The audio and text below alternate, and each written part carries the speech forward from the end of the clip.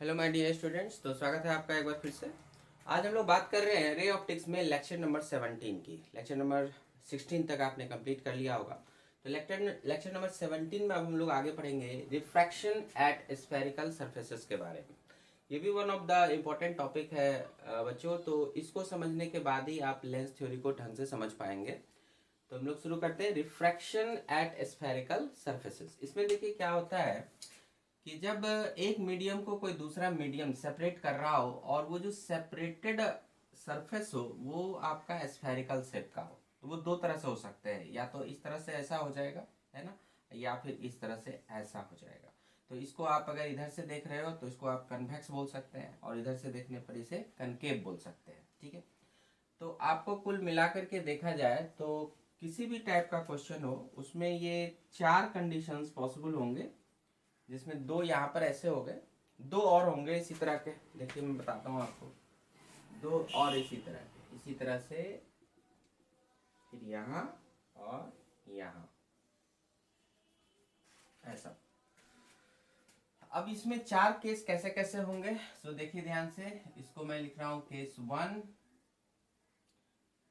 इसमें क्या करना है कि ऑब्जेक्ट को अब इधर आपको रखना है, एक मीडियम होगा। तो मान लीजिए वो रेयर मीडियम है, तो रेयर को मैं हमेशा म्यू 1, ठीक है, उसका रिफ्रैक्टिव इंडेक्स म्यू 1 हम दिखा रहे हैं। और जो डेंसर मीडियम होगा उसका हम लोग म्यू 2 दिखाएंगे। ये हमेशा आपको याद रखना है कि जिसका म्यू 1 दिखाया गया दैट इज रेयर मीडियम, जिसका रिफ्रैक्टिव इंडेक्स कम होगा। एंड म्यू 2 जो होगा वो क्या होगा, डेंसर मीडियम होना चाहिए। ठीक है, ये ध्यान में रखिएगा। Mu 1 is rare medium and mu 2 is denser medium. Okay, तो इधर हो गया रेयर, इधर हो गया डेंसर। तो ऑब्जेक्ट को अगर आपने रेयर वाले मीडियम में रखा हुआ है, जैसे ये हमारा ऑब्जेक्ट हो गया, साइन कर रहा है, ग्लो कर रहा है, मतलब लाइट रे यहाँ से जाएगी इमेज बनाने के लिए। तो ऑब्जेक्ट, चलिए ओबीजे लिख देते हैं। ठीक है, इस तरह से। और फिर इसका इमेज जो है इधर कहीं पर बनेगा। रे डायग्राम की बातें बाद में करेंगे, उसकी बात, तो रे डायग्राम की बातें बाद में करेंगे। अभी पहले सारे चारों केसेस को अच्छे से देख लो आप। तो केस 1 में object is kept in rare medium on the surface is convex. तो उसी तरह से केस 2, मान लीजिए इसको कर लेते हैं केस 2। अभी यहाँ पर क्या हो गया, यहाँ पर फिर से आपका रेयर हो गया, इधर हो गया डेंसर। तो ऑब्जेक्ट को आपने कहाँ रखा हुआ है, रेयर मीडियम में। तो ऑब्जेक्ट को आप रेयर मीडियम में रख रहे हो दो बार। और यहाँ पर दूसरे केस में सरफेस कैसा हो गया, तो कॉनकेव सरफेस हो गया।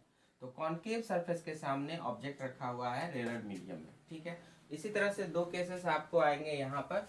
तो इसको हम लोग केस 3 नाम दे रहे। और इसमें आपका ऑब्जेक्ट जो हो जाएगा, दो बार आप रख चुके हो इधर, इस बार ऑब्जेक्ट आपका रहेगा इस तरह, मतलब डेंसर मीडियम में, म्यू 2 म्यू 1, मतलब object lies in denser medium. ठीक है, इस तरह से। और उसी तरह से, और इधर से देखने पर आपका ये कॉन्वेक्स हो गया, उधर से देखने पर तो कॉनकेव हो गया। फिर यहाँ पर object lies in denser medium, और इधर हो गया rare medium, and this is your case number 4। ठीक है, तो यही चार सिचुएशंस आपको मिल सकते हैं। किसी भी तरह का प्रॉब्लम हो, सिचुएशन हो, आपको यही चार तरह के केसेस मिलेंगे। ठीक है, जिसमें कि ऑब्जेक्ट या तो रेयर मीडियम में रखा हुआ होगा, मतलब म्यू 1 मानेंगे हम लोग उसको। तो ऑब्जेक्ट या तो म्यू 1 वाले के मीडियम में रखा हुआ होगा, या फिर डेंसर मीडियम में, मतलब म्यू 2 वाले मीडियम में आपका ऑब्जेक्ट रखा हुआ होगा। ठीक है, और सरफेसेस जो है वो कुछ इस तरह से, ये म्यू 2 डेंसर में रखा हुआ है, और अगर उधर से देखोगे तो कॉनकेव, और इसके लिए उधर से देखे तो कन्वेक्स, या फिर इधर से देखे तो यहाँ पे कन्वेक्स, और इधर से देखे तो कनकेव। तो जो भी हो, आपको ये चार केस अच्छे से समझना है। दो केस में आपका ऑब्जेक्ट रहेगा रेयर मीडियम में, एंड दो केस में आपका ऑब्जेक्ट रहेगा डेंसर मीडियम में।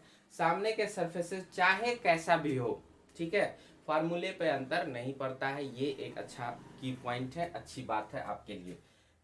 तो क्या कहा मैंने कि सामने का सरफेस कैसा भी हो, चाहे कॉन्वेक्स हो या कॉनकेव हो, फार्मूले पे फर्क नहीं पड़ता, इसका जो फार्मूला निकल के आता है वो ध्यान में रखिएगा।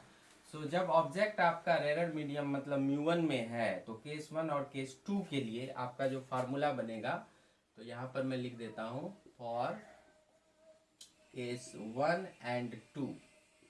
तो 1 एंड 2 में क्या हो रहा है, that is object lies in rare medium, और रेयर मीडियम मतलब म्यू1 वाले मीडियम में, ठीक है। तो म्यू1 वाले में रखा हुआ है। तो ध्यान रखिएगा बच्चों, अगर ऑब्जेक्ट रेयर मीडियम म्यू1 वाले में रखा हुआ है तो फार्मूला जो होगा दैट विल स्टार्ट फ्रॉम म्यू2। म्यू1 वाले में रखा हुआ है तो फार्मूला स्टार्ट करना है आपको म्यू2 से। फार्मूला क्या है, mu two by v minus mu one by u equal to mu two minus mu one by r, ठीक है।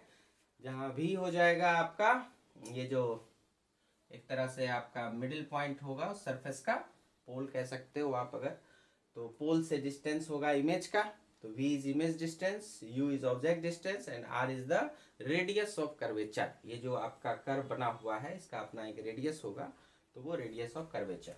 और उसी तरह से फॉर केस 3 एंड 4, तो 3 एंड 4 में क्या हो रहा है, ये रहा 3 ये रहा 4, इसमें क्या हो रहा है, that is object lies in denser medium, ठीक है। अगर डेंसर मीडियम में मतलब कि म्यू2 वाले मीडियम में आपका ऑब्जेक्ट रखा हुआ है, और सामने से चाहे वो कॉनकेव हो या कॉन्वेक्स हो, उससे मतलब नहीं है।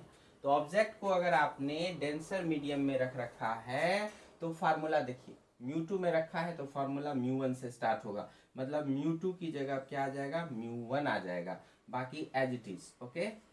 1 की जगह 2, 2 की जगह 1, ये ध्यान में रखिएगा, बाकी भी यू ये सब एज इट इज रह जाएंगे। तो ये ऐसा हो गया, ठीक है, डिवाइडेड बाय आर। तो ये फार्मूला आपका यहाँ पर काम करेगा, mu one by v minus mu two by u equal to mu one minus mu two by r. और ये वाला जो फार्मूला है हमारा mu two by v minus mu one by u equal to mu two minus mu one by r, ठीक है।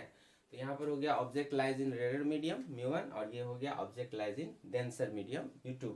तो उसके लिए ये फार्मूला, इस दोनों केस में, केस 1 केस 2 में object lies in rare medium, और केस 3 और केस 4 में क्या हो रहा है, तो object lies in denser medium mu two वाले में। तो हमेशा याद रखिएगा इस पार्ट को समझने के लिए, म्यू1 को हम लोग हमेशा रेयर मीडियम मान के चलेंगे और म्यू2 को हमेशा डेंसर मीडियम मान के चलेंगे, ठीक है। तो कोई दिक्कत नहीं होगी। v is your image distance, u is your object distance and r is your radius of curvature. तो अब थोड़ा सा किसी एक केस के लिए हम लोग इसका एक डेरिवेशन भी आपको पढ़ना पड़ता है यहाँ पर, तो किसी एक केस के लिए हम लोग डेरिवेशन को यहाँ स्टडी कर सकते हैं, ठीक है। तो जैसे मान के चलिए नॉर्मल सा केस आप उठा लो, जैसे केस 1, तो इसी में कैसे ये फार्मूला आया, तो बोर्ड एग्जाम्स के लिए कभी कभी वो चीज़ें पूछ ली जाती है। तो आइए ज़रा फटाफट उसको हम देख लेते हैं। तो देखिए बच्चों, तो यहाँ पर हम लोगों ने ये फर्स्ट वाला केस ले लिया जिसमें म्यू1 मतलब रेयर मीडियम हो गया और म्यू2 हो गया आपका denser medium. This is denser and this is rare. तो ऑब्जेक्ट को आपने रेयर मीडियम में रखा हुआ है, सामने का सरफेस चाहे कन्वेक्स हो चाहे कनकेव हो, आप जानते हैं कि फॉर्मूला इसमें क्या लगेगा। तो चूंकि ऑब्जेक्ट जो है रेयर में है, म्यू1 में है, मतलब formula mu two by v minus mu one by u equal to mu two minus mu one by r, ये लगेगा, ठीक है। हम लोग इसी को अब थोड़ा सा डिराइव करने जा रहे हैं कि कैसे ये फार्मूला निकल के आता है। तो इसके लिए थोड़ा सा ध्यान रखिए, बोर्ड के लिए इंपॉर्टेंट रहता है। तो जैसे ये ऑब्जेक्ट है, अब इसका हम लोग इमेज ड्रॉ करेंगे, तो ये काफ़ी नज़दीक एक रे होगी, जो मतलब ये मान लो पी पॉइंट है, तो यहाँ से काफ़ी नज़दीक में यहाँ पर इंसिडेंट कराएंगे, और ये वाला जो पॉइंट हो गया तो यहाँ पर एक नॉर्मल ड्रॉ होगा, और ये नॉर्मल आपको सीधा सीधा कट कर जाएगा कहाँ, सेंटर ऑफ कर्वेचर पर, सी पर, ठीक है।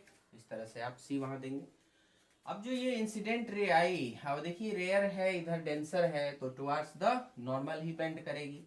तो सीधा जाना रहता तो ऐसे चला जाता, लेकिन अब इधर जा नहीं सकते, आप बेंड करना है इधर अंदर को, तो मान लो अंदर को थोड़ा बेंड हुआ और यहाँ कहीं पर इमेज फॉर्म हो गया, आई फॉर्म हो गया। ठीक है, ये ऑब्जेक्ट के लिए अब हम लोग यहाँ पर ओ यूज करो, ठीक रहेगा। ओके, तो देखिए यहाँ पर ध्यान से, तो ये मान लो एम पॉइंट पर इंसिडेंट हुआ था, तो ये पीएम जो होता है ये काफी नजदीक में होता है, काफी क्लोज होता है, पैरेक्सियल कंडीशंस बोलते हैं इसको, तो ये ध्यान में रखिएगा। तो यहाँ पर ये एंगल भी कुछ मान लेंगे हम लोग, फिर ये एंगल भी कुछ मान लेंगे, और फिर ये एंगल भी कुछ मान लेंगे, है ना। तो मान के चलिए कि इसको हमने अल्फा कहा, है ना। इमेज जो बना यहाँ पर वो बीटा कह लो, और ये वाला कह लो आप गामा कह लो, ठीक, ऐसे कह सकते हैं। तो ऑब्जेक्ट के साथ प्रिंसिपल एक्सिस अल्फा बना रहा है, और इमेज के साथ ये बीटा बना रहा है, और जो सेंटर ऑफ कर्वेचर है उसके साथ गामा बन रहा है। ठीक है, अब यहाँ पर कुछ ट्रायंगल वाली प्रॉपर्टी लगाएंगे फटाफट। तो देखिए ट्रायंगल वाली प्रॉपर्टी हम लोगों को अब यहाँ पर यूज करना है। तो ये हमारा तो अल्फा हो गया, ये बीटा हो गया। अच्छा, यहाँ पर एक एंगल आप मान के चलिए कि ये थीटा है, ठीक है, ऐसा कुछ मान लीजिए, क्योंकि यहाँ से जो ये जाएगा तो नॉर्मल के साथ कुछ एंगल बनाएगा ना, एंगल ऑफ रिफ्रैक्शन, तो वो मान लीजिए थीटा है। तो इस वाले ट्रायंगल में अगर हम लोग देखें कि एम सी और आई में, तो इन ट्रायंगल एम सी आई क्या दिखेगा हमको, ये एक्सटीरियर एंगल दिखेगा gamma, this is equal to theta plus beta, है ना, थीटा प्लस बीटा, ये एक चीज दिख जाएगी हमें। अच्छा, उसके बाद फिर इसमें देखिए ध्यान से कि ये रहा हमारा अल्फा और ये रहा आपका बीटा, ठीक है। तो अल्फा और बीटा को ये लाइन हम लोगों को ये लेकर के चलना है। अब इसमें अल्फा और बीटा का जो आ रहा है एंगल, तो हम लोग को एक और ट्रायंगल यहाँ पर देखना पड़ेगा, और उसमें देखना पड़ेगा अल्फा बीटा के बीच का रिलेशन। तो जरा ध्यान, तो देखिए बच्चों यहाँ पर हमें फिर ये एक और मानना ही पड़ेगा, यहाँ पर एंगल इंसिडेंस एंगल, ठीक है। यहाँ से गए थे तो ये लाइन थी और ये हमारा नॉर्मल था, तो यहाँ भी एक है। तो एक काम करते हैं, इसको आई मान लीजिए, तो इसको हम लोग आर मान लेंगे, ठीक है। तो आई है आर है, बेटर हो जाएगा। सो अब आप यहाँ थोड़ा करेक्ट कर लो, गामा क्या हो जाएगा, आर प्लस बीटा, ठीक है, इतना करेक्शन तो चलेगा। तो gamma equal to exterior angle हो गया, और ये दोनों इंटीरियर एंगल आर और बीटा हो गए, तो आर प्लस बीटा ऐसा आप लिख सकते हो। ऑल राइट, और इन ट्रायंगल इधर देखो, ये आई के साथ भी कुछ ना कुछ आपको मिल जाएगा। ये वाला ट्रायंगल देखो, गौर से देखना, एम सी और ये वाला ओ, एम सी ओ।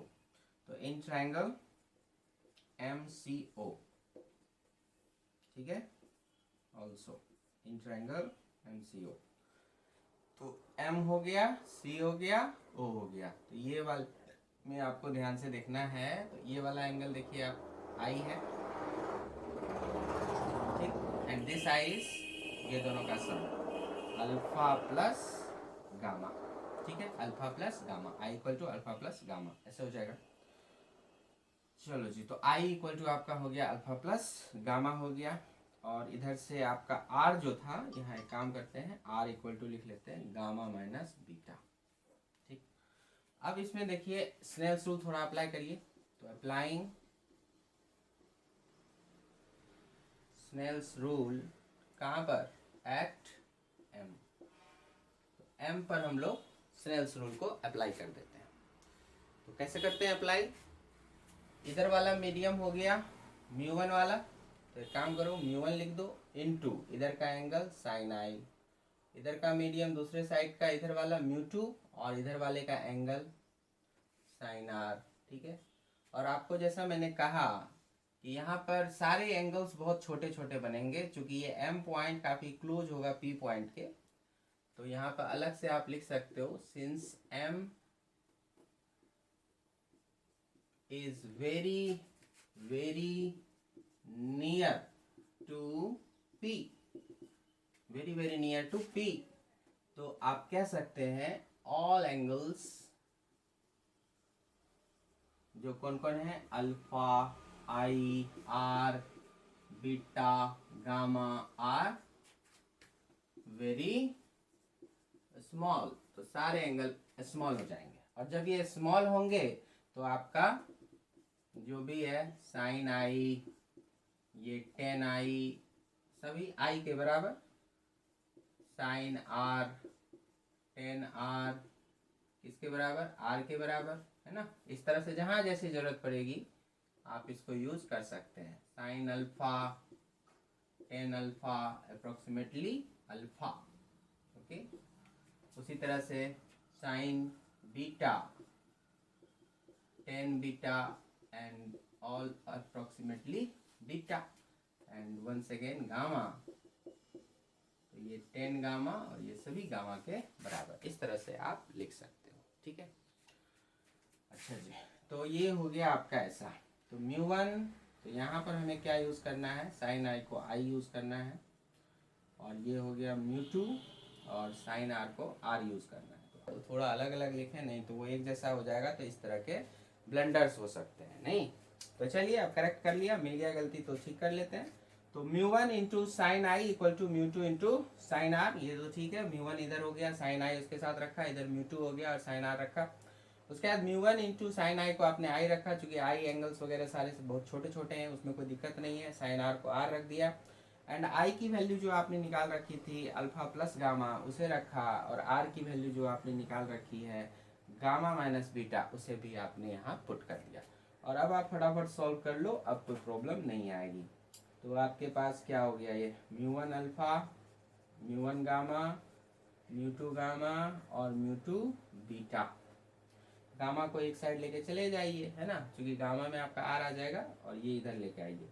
तो mu one alpha plus mu two beta, इधर हो गया म्यू टू, ये उधर जाएगा तो माइनस हो जाएगा, ठीक है, माइनस म्यू वन और इंटू गामा कॉमन हो गया। अब आपको करना क्या है, अब आपको कुछ नहीं, सिंपली वैल्यूज रखिए। अल्फा आपने क्या रखा था, अल्फा आपने रखा था पी एम बाई यू, और ये म्यू टू इंटू बीटा क्या रखा था भाई, पी एम बाई भी, और यहाँ हो गया mu two minus mu one, और गामा क्या रखा था, गामा रख दिए थे पी एम बाई आर, इस तरह से, ठीक है। और अब क्या करना है, यहाँ पे पी एम को आप कैंसिल आउट कर लो, और फिर देखो ये क्या बच गया आपका, तो mu two by v plus mu one by u equal to mu two minus mu one by r, ठीक है, यही हो गया। अब देखिए आप कहिएगा कि सर आपको लाना तो वो बीच में माइनस था, बाकी सब तो ठीक है, ये माइनस था तो ये माइनस कहाँ आया आपका, तो प्लस आया। तो अभी कंप्लीट नहीं हुआ, अभी आपका ये मैथमेटिकल रिलेशनशिप आया है, इसको फिजिक्स के रिलेशनशिप में, मतलब फिजिक्स के फॉर्मूले में कन्वर्ट करना है, तो हमको एक साइन स्कीम से गुजरना पड़ेगा, ठीक है। तो अब हम लोग यहाँ पर अप्लाइंग साइन स्कीम, तो साइन स्कीम जब आप लगाइएगा तभी ये फिजिक्स के फॉर्मूले में कन्वर्ट होगा। तो साइन स्कीम के हिसाब से देख लीजिए, रे के डायरेक्शन में चलेंगे तो पॉजिटिव, और रे के डायरेक्शन के अपोजिट चलेंगे तो निगेटिव। और चलना कहाँ से है, इस पी से, पोल से। तो यू जो होगा वो तो इस तरफ आ रहा है, तो यू आपका इस तरफ आएगा, और इस तरफ आने की वजह से क्या होगा, ये निगेटिव। आर देखिए इस तरफ जाना है, तो दैट विल बी पॉजिटिव, रे के डायरेक्शन में ही जा रहे हो आप। और वी वो भी आपका क्या है, रे के डायरेक्शन में ही है, तो आपका वी भी पॉजिटिव होगा। तो आपको बस u के जगह निगेटिव लगाना है, माइनस यू लगाना है, बाकी r पॉजिटिव में रहेगा और v भी पॉजिटिव में रहेगा। तो उस हिसाब से आपका ये क्या बन गया, तो mu two by v positive, और u में निगेटिव लगेगा तो वही निगेटिव आपको यहाँ पे दिखाई देगा, and then mu two minus mu one by r, ठीक है। तो साइन स्कीम का प्रयोग क्यों करते हैं, ये मैंने आपको कभी बताया होगा कि अगर आप नहीं करोगे तो फिर क्या होगा। अभी जो आपने देखा कि ये कॉन्वेक्स सरफेस है, उसके लिए जो रिजल्ट आया वो प्लस में आ रहा है, तो कॉन्केव के लिए निकालोगे तो उसके लिए वो हो सकता है कि माइनस में रिजल्ट आ जाएगा। लेकिन आप क्या चाहते हो कि दोनों तरह के सरफेस के लिए सेम फार्मूले से हमारा काम चल जाए, तो इसके लिए आप साइन स्कीम का यूज़ कर रहे हो, जिससे overall total number of formula जो होगा वो काफ़ी हद तक रिड्यूस हो जाएगा। एक ही फार्मूला से हम लोग डिफरेंट डिफरेंट कंडीशंस को ऑपरेट कर पाएंगे, तो इसके लिए साइन स्कीम काफ़ी यूज़फुल होता है, ठीक है। तो ये सारी चीज़ें हैं।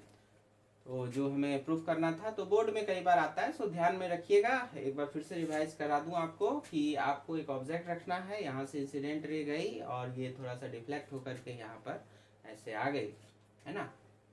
और उसके बाद ये देखिए यहाँ पर रे एक नॉर्मल आपने बनाया जो सी से पास करेगा, और ये रे आपका इधर जा करके इमेज का फॉर्मेशन कर रहा था, इमेज का फॉर्मेशन करेगा, है ना।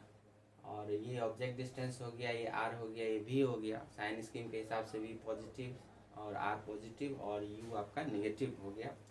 और एक्सटीरियर एंगल्स दो देखने हैं आपको यहाँ पर, एक गामा देख लेना है जो आर प्लस बीटा हो जाएगा, और एक आई देख लेना है, आई ये वाला जो अल्फा प्लस गामा हो जाएगा। तो आपको आर और आई की वैल्यूज निकाल लेना है, और एम पॉइंट पे क्या करेंगे, स्नेल्स रूल को अप्लाई कर देना है। स्नेल्स रूल, जिधर का मीडियम उधर का एंगल साइन के साथ इक्वल टू इधर का मीडियम इधर का एंगल साइन के साथ रख देना है। और उसके बाद चूंकि ये I R alpha beta gamma जितने भी एंगल बन रहे हैं बहुत बहुत छोटे एंगल्स हैं, इसलिए आप इस केस में इनको साइन 10 और अप्रॉक्सीमेटली आई सब बराबर हो जाते हैं। तो बराबर हो जाते हैं तो आप इसको पुट कर दीजिए direct, mu one into i mu two into r, है ना। उसी तरह से mu one into i, i को फिर आपको क्या लिखना है, ये वाला alpha plus gamma, alpha plus gamma लिखेंगे, है ना। आर नहीं लिखेंगे, पिछली बार आर लिख दिए थे तो उसकी वजह से प्रॉब्लम हो गई थी। फिर आपका हो गया म्यू टू इंटू आर, इस बार आर को यहाँ है गामा माइनस बीटा, अच्छे से लिख दीजिए। और फिर आप इनको अपना मल्टीप्लाई करते चले जाएं, गामा वालों को एक साथ लाएं, है ना। और फिर जो वैल्यू है अल्फा गामा बीटा उन सबको पुट कर दें सही से, और ये फिर आपका ये फाइनल कन्वर्ट हो जाएगा। और फिर फाइनली फिजिक्स के फार्मूले में कन्वर्ट करने के लिए एक साइन स्कीम जरूर अप्लाई करेंगे, और साइन स्कीम अप्लाई करेंगे तो यू में माइनस यू चला आएगा यहाँ फिगर के अनुसार, और वो आप लिख देंगे तो आपका जो रिक्वायर्ड रिजल्ट है वो अब आप देख सकते हो, ठीक है। चलिए अब यहीं पर एक मैग्निफिकेशन के लिए भी बात आ जाती है कि इमेज का साइज क्या होगा ऑब्जेक्ट की। मान लो यहाँ तो हमने पॉइंट ऑब्जेक्ट लिया है, लेकिन अगर लीनियर ऑब्जेक्ट लेंगे तो उसका साइज और इमेज का साइज जो बनेगा तो कितना टाइम्स बनेगा, इसके लिए भी आपको एक छोटा सा फार्मूला यहाँ पर पढ़ना है, तो फटाफट उसको भी देख लेते हैं।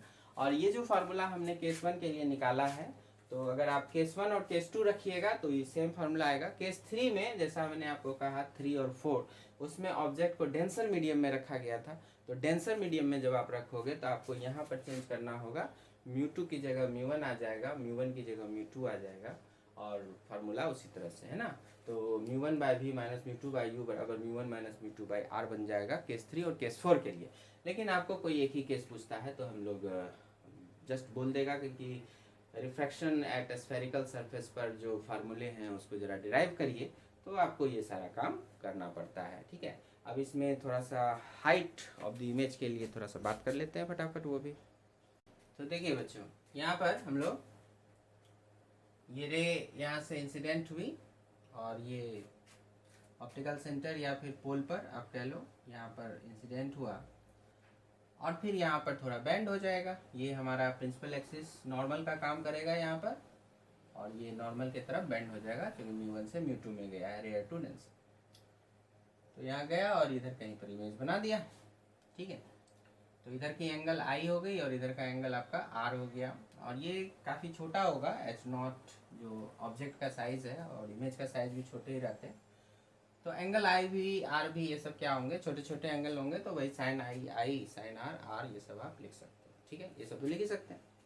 अब यहाँ पर डिस्टेंस के मामले में यहाँ से सेंटर ऑफ कर्वेचर तक का डिस्टेंस आर, यहाँ से इमेज का डिस्टेंस हो गया वी, है ना, यहाँ पर इमेज बना है। चलिए तो साइन रूल लगाइए, और क्या, applying sorry Snell's rule, Snell's rule को हम लोग लगाएंगे तो क्या हो जाएगा, mu one sine i mu two sine r, ठीक है। इस तरह से लगाइए, और ये इसको आप 10 आई भी बोल सकते हैं क्योंकि छोटा छोटा एंगल है, तो sine i can be converted into 10 i and sine r can be converted into 10 r. तो यहाँ पर आपका 10 आई क्या बना, एच नॉट बाई यू, और म्यू टू इंटू 10 आर क्या बन गया भाई, वो बन गया एच आई, देखिए गौर से, बाई यहाँ से वहाँ तक भी, ठीक है। तो आपको तो यही चाहिए था मैग्निफिकेशन यहीं से निकल आएगा। तो H i by h not निकालें आप, H i by h not, height of the image by height of the object, ये इधर ले आइए, v बाई यू, और ये क्या हो गया mu one by mu two. ठीक है, तो मैग्निफिकेशन इसी को तो बोलते हैं magnification, height of the image by height of the object, that is v by u into mu1 by mu2। रहा साइन अप्लाई करने का, अप्लाइंग साइन कन्वेंशन,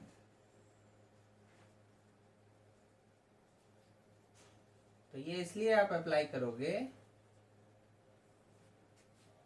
क्योंकि फिजिक्स का फार्मूला बनाना है ना, किसी भी तरह का कंडीशन हो उसमें आपका फार्मूला वर्क करे, चाहे आपका ये कॉन्वेक्स हो या कॉन्केव हो, दोनों में वर्क करे। तो आपका जो ये m बन रहा है H i by h not, तो देखिए ना एच आई नीचे की तरफ है, माइनस सब में लगेगा, एच नॉट ऊपर की तरफ है, plus equal to v positive, u negative, है ना, बाकी म्यू वन म्यू टू में तो लगता नहीं।